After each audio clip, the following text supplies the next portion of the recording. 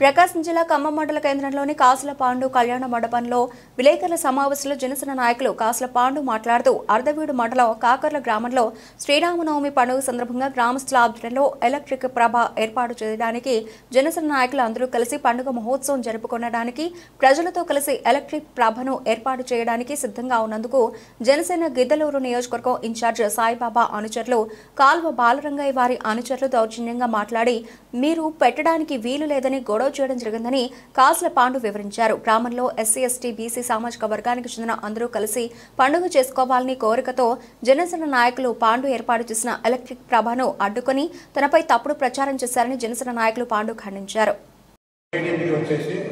మొత్తం 100 మందికి దాకా నేనే సభ్యత్వం చేయించిన మా గ్రామంలో సొంత డబ్బులతో. ఆ తర్వాత మన 25-30 మంది కూడా నేనే నా సొంత ఖర్చులతో వేరే సభ్యత్వం తయారు చేయించిన. కొంతమంది జనసేన దగ్గర పాండు వసూలు చేసుకొని ప్రభ కట్టిస్తున్నాడు అనేది అది కరెక్ట్ కాదు సార్. అది దుష్టప్రచారం. నేనైతే దాని జోలికి పోలేదు. మా గ్రామస్తులు అందరం కలుసుకొని చేద్దామంటే చేసిన కానీ లేకపోతే దాని జోలి.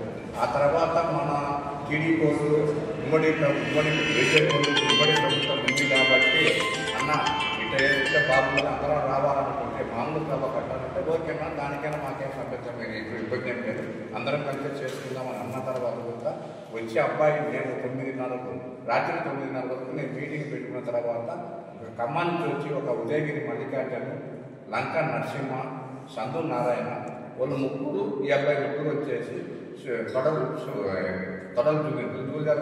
చాలా దూరం వల్ల ఇల్లు రచ్చకుండా ముందు దుబ్బులు అనుకున్నాడు. నెట్టురాటం పోయాలకనే అది జరిగిపోయినది. కానీ మెయిన్ వచ్చేసి ఆ కుటుంబ సభ్యులతో అందరికీ జనసేన ఆ కుటుంబ సభ్యుల వరకు కేసు పెట్టారు.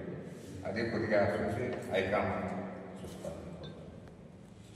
అదేవిధంగా ఈ జనసేన సభ్యత్వంలో ఇలా చాలా మంది ఉన్నారు. డబ్బులు తీసుకుని కాలం బాలని ఆయన అబ్బాయి పెద్ద కోళ్ళ దగ్గర 500 వసూలు చేసుకొని వాళ్ళకు సభ్యత్వం గురించి చేయకుండా ఉన్నట్టు చాలా సార్. చాలా మంది ఉన్నారు. అది చాలా మంది మండలాలు అందరి గురించి చెప్తారు.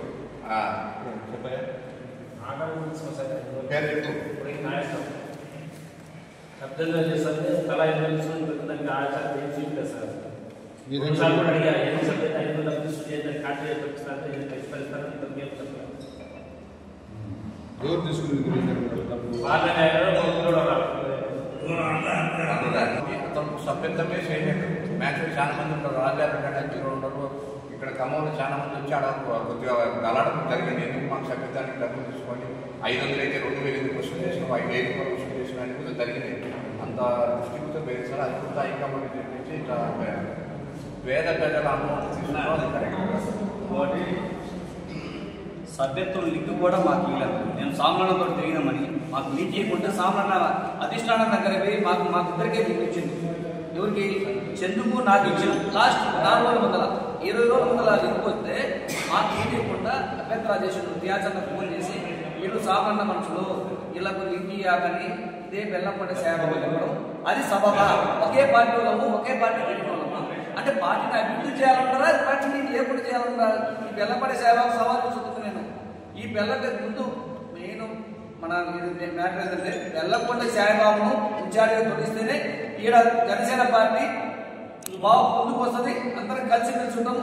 ఆ మనిషిని తీసేసి ఎవరికి వచ్చినా కూడా ఒక రిక్షా వారికి కూడా కార్మికులు వచ్చినా కూడా మేము చేయడానికి సిద్ధంగా ఉన్నాం. ఆయన తీసేయాలి, తొందరగా తీసేయాలని మాకు కోరిక. ఇన్ఛార్జిగా తీసేసిన తర్వాతనే పార్టీ బలోపేతమైంది. అంతవరకు 10-50 సంవత్సరాలు ఉన్నా ఇటువంటి నాయకుడు బెల్లంపడి సాయిబాబు పార్టీ బలోపేతం కాదు.